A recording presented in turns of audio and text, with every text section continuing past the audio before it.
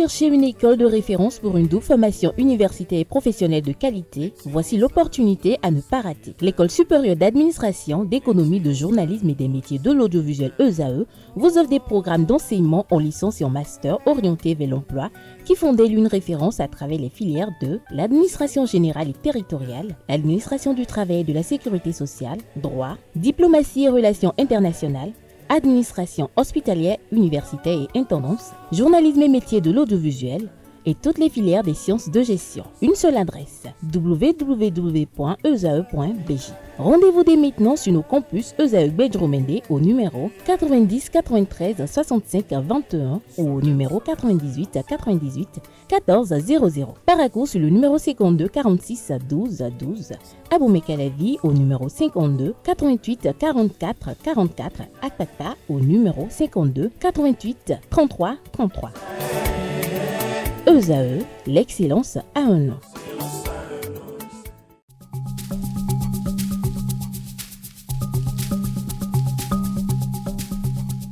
L'ARCEP Bénin communique. Chers abonnés des réseaux de téléphonie, l'ARCEP Bénin vous informe qu'à partir du 30 novembre 2024, les numéros de téléphone au Bénin passeront de 8 à 10 chiffres. Pour compter de cette date, vous êtes invité à observer les comportements ci-après. Pour tout usage, précédez de 01 le numéro habituel quel que soit le réseau. Mettre à jour les numéros associés à tous vos comptes sur les plateformes et tout support de communication. L'ARCEP Bénin vous rassure que ce changement n'entraîne aucun frais à payer par les abonnés. Vous pouvez mettre à jour automatiquement votre répertoire téléphonique à l'aide des applications gratuites disponibles en téléchargement sur les plateformes. Appelez gratuitement le 131 ou le service client de votre opérateur pour tout renseignement complémentaire.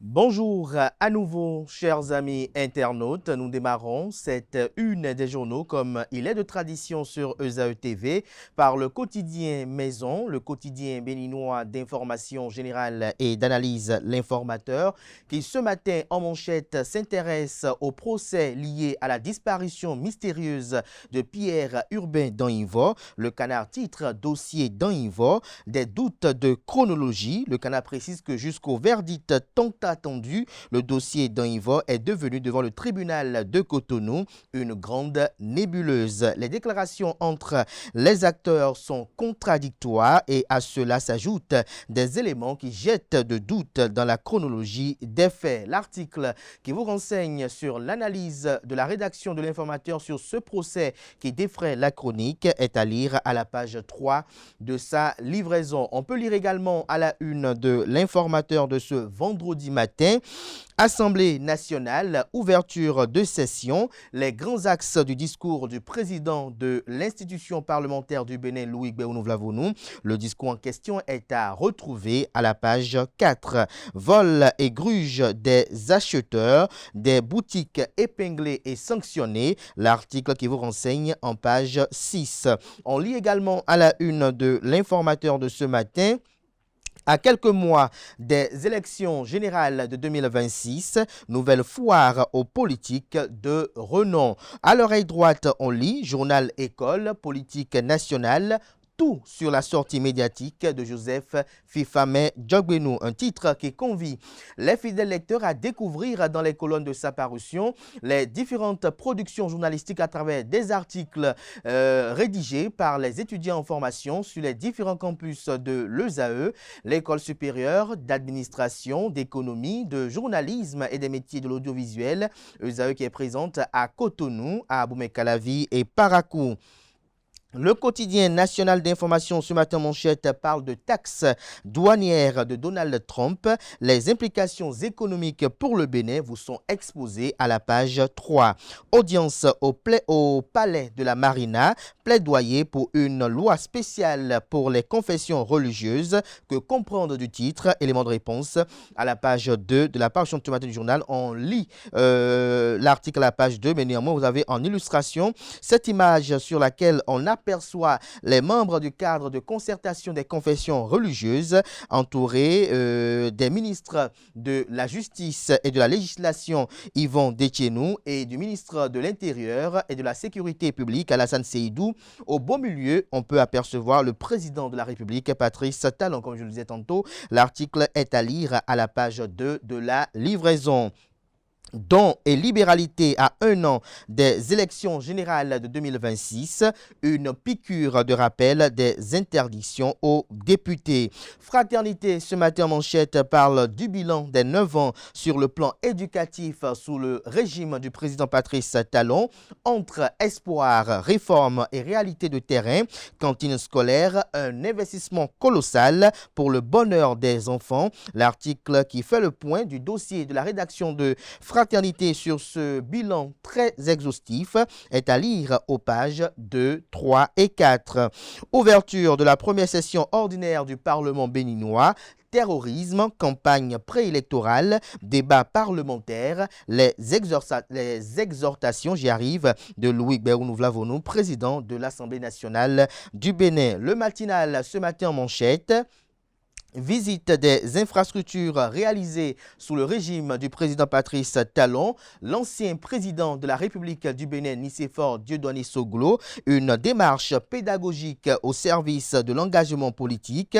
L'ancien président Thomas Boniaï doit aller à cette école, estime Le Canard. Le Canard écrit noir sur blanc qu'alors que le débat politique au Bénin demeure souvent polarisé, l'ancien président Nicéphore Dieudonné Soglo adopte une démarche singulière, celle de la pédagogie par l'observation. En multipliant les visites des grandes infrastructures réalisées sous le mandat de Patrice Talon, il affiche une posture d'homme d'État soucieux de vérité et de lucidité au-delà des clivages partisans. Une manière pour lui d'éviter la classe politique à un regard plus objectif sur les transformations en cours, estime le matinal. Lisez la suite de son analyse à la page 2 de l'apparition de ce matin de Le Matinal. Le Matinal nous donne également une autre information liée à l'agenda personnel du président de la République de la journée d'hier. Médiation à l'église du christianisme céleste.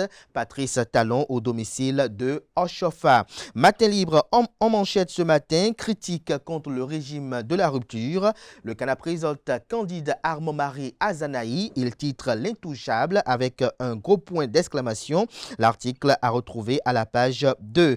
Après 8 jours de garde à vue, Apollinaire Avoyon libéré et mis sous convocation. On lit à présent le Béninois libéré, bricolage, rafistolage de l'AF 804 et mépris des passagers. Air France devient risqué pour la desserte de Cotonou. Qu'est-ce qui amène Le Canard à titre ceci avec des images illustratives? Son article sur ce sujet est à lire dans les colonnes de sa parution. Le potentiel en manchette communique et titre suivi des projets du programme d'action du gouvernement PAG dans le département du Zou, je cite, l'eau à la maison, l'électricité dans la chambre à coucher, fin de citation. Keinde Paulin Akponan veut transformer le quotidien des ménages béninois. À Gbanizou, l'eau potable coule mais le raccordement doit s'accélérer. Pota, Zoumé, l'électricité s'installe, les attentes sont grandes.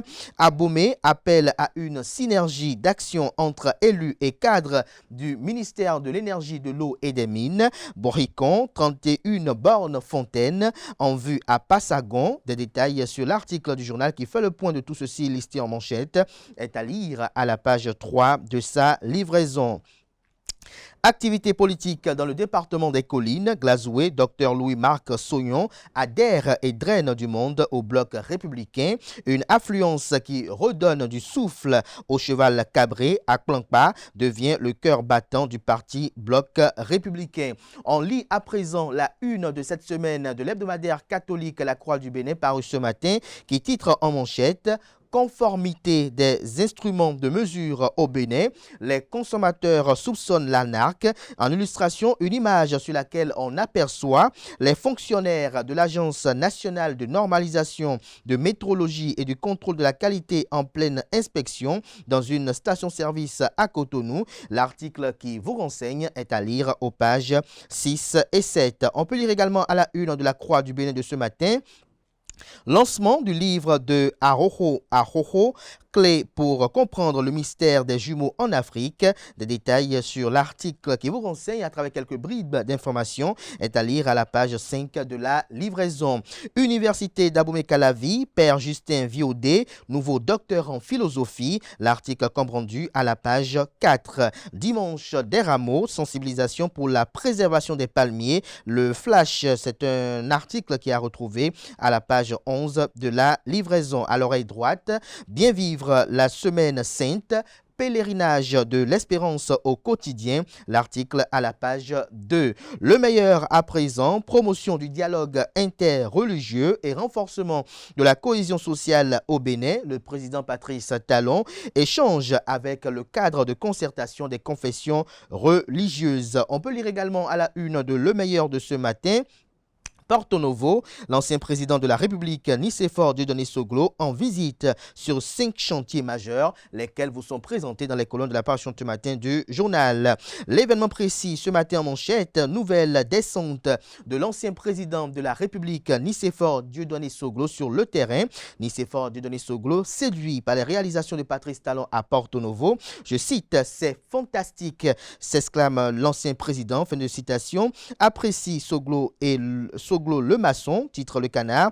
La modernisation de notre pays se poursuit, se réjouit l'ex-président, rapporte l'événement précis. Bientôt un local moderne pour le conseil municipal de Porto Novo, renseigne la manchette de ce matin du journal. On peut lire également à la une de l'événement précis de ce matin face aux enjeux des élections générales de 2026, le président Louis Gbéounou Vlavonou interpelle la classe politique. Le Canard précise que le Bénin fera pour la première fois de son histoire l'expérience des élections générales de 2026. Ces élections sont le fruit des réformes politiques intervenues ces dernières années. Au regard des enjeux de ces élections, le président de l'Assemblée nationale a tenu à échanger avec à envoyer autant pour moi un message à la classe politique, lequel est contenu dans son discours lu hier à la tribune de l'hémicycle. Retrouvez des précisions aux pages 2 et 3 de la page ce matin du journal. On lit à présent le quotidien Le Progrès qui parle de création de Bénin Tour SA, une offensive marketing pour la destination Bénin. En illustration, le ministre de la Culture, des Arts et du Tourisme, Jean-Michel Abimbola. Modernité et de transparence dans la gestion du foncier. Un décret institue le numéro unique parcellaire. L'économiste ce matin en manchette parle de coopération institutionnelle. La CDC Bénin et l'ABPF scellent un mémorandum d'entente. On lit à présent la Nouvelle Tribune, ouverture de la première session ordinaire du Parlement béninois, les enjeux et défis au cœur des préoccupations. En illustration, une image sur laquelle on aperçoit le président de l'Assemblée nationale marchant sur le tapis rouge lors de son arrivée à l'ouverture de cette session. Bénin intelligent poursuit dans la même veine et illustre son titre avec une photo sur laquelle on aperçoit le président de l'Assemblée nationale donnant une poignée de main au député Éric Rondeté, l'un des vice-présidents du Parti politique Les Démocrates. Le Canard titre la première session ordinaire de l'Assemblée nationale au titre de l'année 2025 s'est ouverte ce jeudi 10 avril à Porto Novo sous la présidence de Louis Gbéounou Vlavonou. Cette session s'ouvre à un moment crucial pour le Bénin qui s'apprête à organiser pour la première fois de son histoire des élections générales. Le Canard qui met en rouge l'enjeu, c'est le Bénin. Ce sont des propos tenus par Louis Vlavonou lors de son discours. Vlavonou invite à l'apaisement, communique Bénin intelligent. Le Figaro national à présent, colloque, session administrative, semaine atelier, Dondi Yamou incarne une vision moderne de la gouvernance locale. Le Canard écrit noir sur blanc que la professeure Dondi Yamou, présidente de la Haute Cour de justice, joue un rôle clé pour le renforcement des capacités institutionnelles et la promotion de la justice. Son engagement se manifeste à travers l'organisation de colloques, de séminaires, d'ateliers, de réflexion et de sessions administratives qui visent à améliorer la gouvernance et à répondre